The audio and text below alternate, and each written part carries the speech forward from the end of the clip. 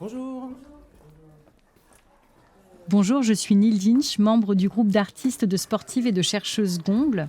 En ce moment, j'écris un spectacle qui s'appelle Deux Barres et qui parle du travail, de la façon dont ce travail contemporain est transformé par l'informatique et comment cela modifie nos corps. À l'invitation de la Maison des pratiques artistiques amateurs, j'ai partagé mes réflexions avec 4 artistes amateurs qui mènent des projets voisins. C'est Luc Mouret, ancien délégué syndical qui continue le combat contre les écrans dans la pièce Système d'exploitation. Sarah Laurence Kahl, chargée d'urgence funéraire, qui est son propre cobaye dans sa pièce qui s'appelle Hubert. Mawa Badio, qui est toujours en mouvement, que ce soit en tant qu'informaticienne, danseuse ou guitariste. Et Sabine Bonnefoy, qui est psychologue et qui met en scène les effets délétères d'un travail protocolaire dans la pièce bureaucratique. On a beaucoup parlé. Voici quelques minutes sur la façon dont elles perçoivent l'informatique dans leur travail. C'est là que j'ai découvert que l'informatique fait bouger lorsqu'il est mis au travail.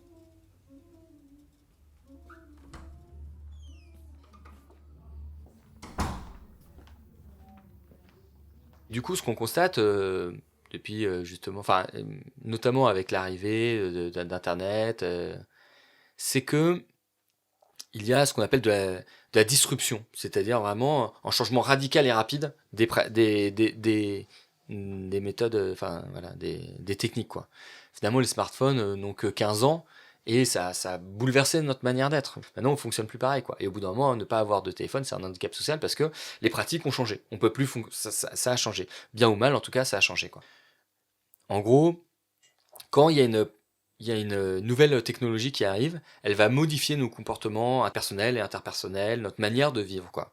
Moi, je le vois dans mes anciennes entreprises, j'avais des personnes qui étaient issues qui étaient plus âgées, on va dire, beaucoup plus âgées, et qui avaient du mal à utiliser une tablette, même à se connecter à Internet, quoi. C'était très compliqué pour eux, alors que pour moi, je me suis dit, mais c'est pas compliqué, il y a un code, vous faites ça, et c'était très compliqué. Pour moi, c'était un monde, ils étaient très bons dans leur domaine, parce que c'était des directeurs d'hôpitaux, etc. Donc là, côté décisionnel, il n'y avait pas de souci, mais pour utiliser une simple application, c'était un autre monde. Pour moi, c'est un plaisir, quoi, parce que je vois des choses tout le temps. Je crée, je réfléchis, je pense à plein de choses diverses et variées. Je fais aussi pareil sur pas mal de forums sur Internet pour aussi m'aider parce que je ne sais pas tout, donc je vais sur des forums. C'est génial, c'est un puits sans fond et voilà, pour quelqu'un qui l'a en tant que métier, c'est une ressource infinie. C'est juste beau, quoi. Tandis que pour un utilisateur, en effet, c'est chiant. Quand une secrétaire elle arrive, qu'elle ouvre son PC, qu'elle fasse la lettre au directeur, c'est juste chiant. Pour moi, l'informatique prend toujours trop de place. Ça en prend de plus en plus. Et même des domaines où on pourrait se dire ça n'a rien à faire là, on s'en fiche en fait. Et quand on est sur scène, je dirais à moins que ce soit un accessoire, il n'y a rien à faire là. Sauf que c'est un outil qui, dans mon travail, m'est imposé. Alors moi, j'aime pas l'informatique, hein. Je vais être claire là-dessus déjà. Je sais pas si c'est important de le dire ou pas, mais j'aime pas ça. Et c'est vrai qu'on nous impose de plus en plus l'informatique pour rentrer des données qui seront traitées, en tout cas dans mon travail de psychologue, pour après produire des statistiques. Voilà, c'est ce qui nous est dit. Oui, nous, c'est des choses qui nous mettent en tension professionnellement. L'outil informatique n'est jamais assez fin pour les données que nous avons à renseigner. Et surtout, on n'est pas tranquille sur on n'est pas certain qu'au niveau de la confidentialité, ce soit assez sécure. Et c'est vrai que, dans la relation, ça change complètement les choses. On dit que ça abîme les pratiques, c'est une réalité. On nous renvoie que en gros, c'est un outil maintenant incontournable et qu'on n'a pas trop le choix, en fait. Voilà, mais c'est pas des bons arguments.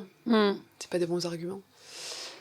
Bref, ça prend trop de place et dans le théâtre, il faut en passer par l'informatique pour tout ce qui est communication.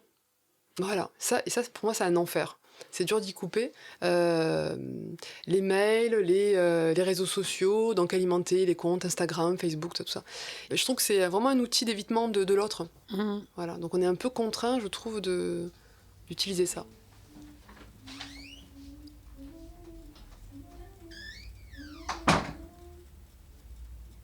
Ces discussions ont été enregistrées les 26 et 27 novembre 2022 à la Maison des pratiques artistiques amateurs Saint-Blaise dans le 20e arrondissement de Paris, avec les voix de Luc Mouret, Sarah Laurence Kahl, Mawa Badio et Sabine Bonnefoy.